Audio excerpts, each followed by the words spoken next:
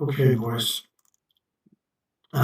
Just before tonight's game, I know we were talking about it last game, so I thought the easiest way to do it is kind of show it to you.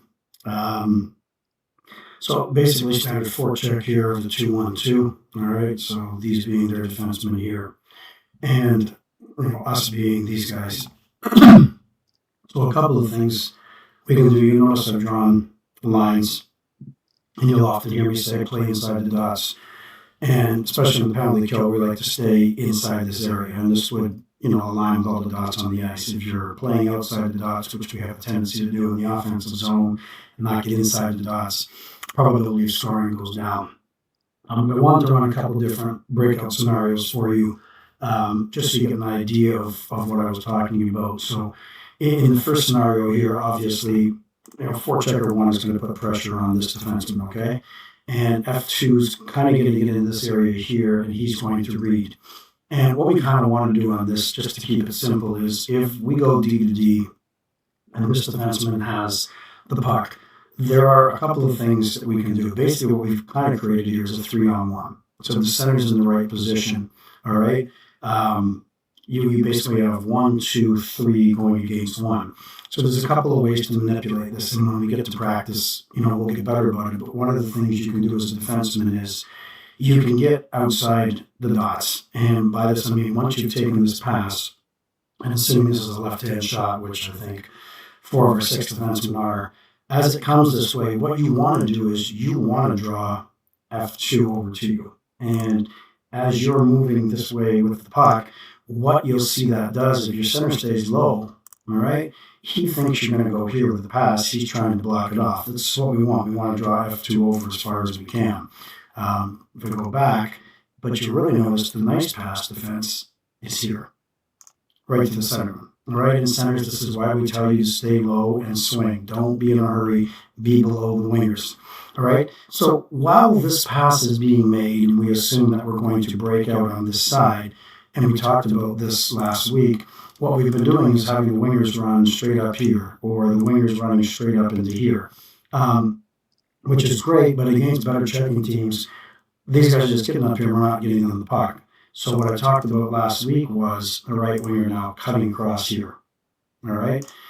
You don't have to throw a pick on F3. F3 is going to naturally move. So say you make this pass here to the centerman. If the right winger is breaking and the center gets it, all right, he's just a simple touch pass out into the open ice, and we're gone. So it makes it a little bit easier when the wingers are breaking, just across the top of the circle up into this area here. Same thing would be prevalent if, I'm just going to back off a couple of these. Let's just say that the D1 to D2 pass is really, really good. All right, and let's just say that the defenseman has time for a quick outlet to the left winger. Again, the center can swing up in here and be an option, if he's rolling this way for a quick dump. But again, if this right winger is blazing through here, the left winger, if you pick it up, right, and it's a touch to him, and then the center can just fill, all right? So the center can just come up and roll. So again, isolating, trying to get to a 3-on-1 type scenario, where you've got numbers to make passes. I want to try to make it as simple as I can for you. The most obvious one with this would be the right winger. Again, knowing that all the pressure is, and you'll find this with a lot of teams where, this F1 is going to chase him. And this defenseman now, skating with the puck, is going to start to break behind the net. And we always say get to the far post. So here we have F1 attacking. We know F2 is hovering, and what you're going to see in most cases is F3 is going to cheat. He's going to come in here, and they're going to try to clog this area, all right? So here, if you're a right winger, or you're the centerman, yell for the reverse, yell pickle. Because at this point then, you've got a bank pass that you're just going to lay back into the corner here. And in this instance, the right winger is just going to come in and pick it up. And now this forechecker is gone, this forechecker is down here, and 3's all the way over here. And again, if you hear that reverse and you're the centerman, the same thing's going to happen. You're going to mirror him out to here, and then you're just going to hook back, and you're going to come up and be an option for him. Winger, right across, all right? Let's try to get guys into this area of the ice, all right? And this you'll find a lot of times works really, really well, all right, on the 2-1-2 forecheck. And again, it's simple stuff. It's communication more than anything, right? The other option that we can run, and I haven't decided fully how we're going to do this, but let's just assume that D1 is going to take this puck and he's going to wheel. And he gets to here, and D2, you're sliding out this way. Wingers, if you see this, and this is where I'm going to make some decisions once the season starts, but what I'd really ostensibly like to see happen is when the defenseman's wheeling here, I'd like the center to come up here, all right? What we're going to do is try to open up the ice, and what I'd like to do is the left winger to crisscross with him and come up here. The reason for this is that D2 can then roll up the boards and continue to be an option, so he's got an out. But what we'd really like to see D1 do more than anything is once he gets here, turn up ice, all right? Right away turn and start coming up. And we've started to do this carve it out a little bit where the defenseman's just a tight turn by the net. We're looking up, and now all of a sudden, again, if the right winger's breaking here, we've got 1, 2, 3 options for that defenseman to go. And this is a replay too. Like if you see a defenseman and you're starting, if you're the right winger and you're like, okay, I'm going to start to come across in case there's a pass, and the defenseman breaks, and you can just turn and head up ice. Like this is a replay. Because then the defenseman can step up and go, oh, okay, these guys jump the zone, bang, I'll hit him with the pass. Or I'm walking up here, I have this pass, or I got a guy right in front of me. So again, when the D is able to walk out tight to the post, this is really good. But in order for that to happen, and again, we have practice at D2, you want to rip up here, all right? Left wing, you want to fill for center, and center, you're going to come up a little bit higher. All we're doing is crisscrossing. It's just motion. It's creating options, and it's making it harder for them to forecheck us.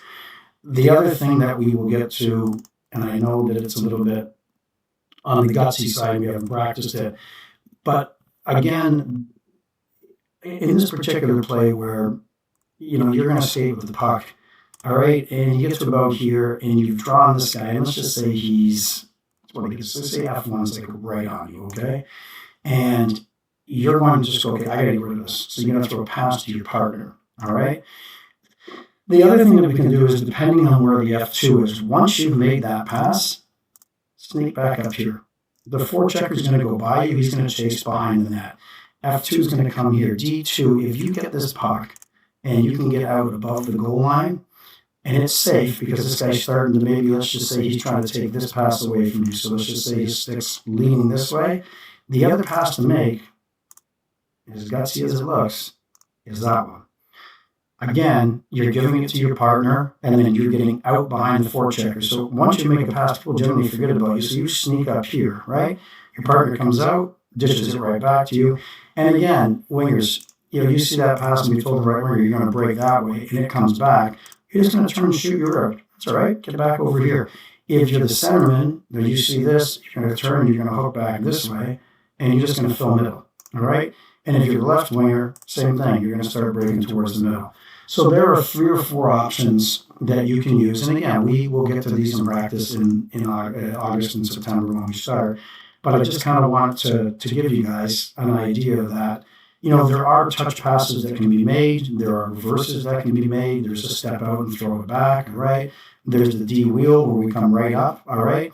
And again, like if this defenseman, like I said, this is the one that I'd love to see tonight, if he's going to roll and cut, left winger, if you see this and he's coming hard, come fill center, and center, you just open up the middle here, all right? That gives him all the space to skate into. And things we're going to work on, but I just want to kind of show you guys some things for tonight. Mike and I did the lines. I'm pretty sure Mike will send them out.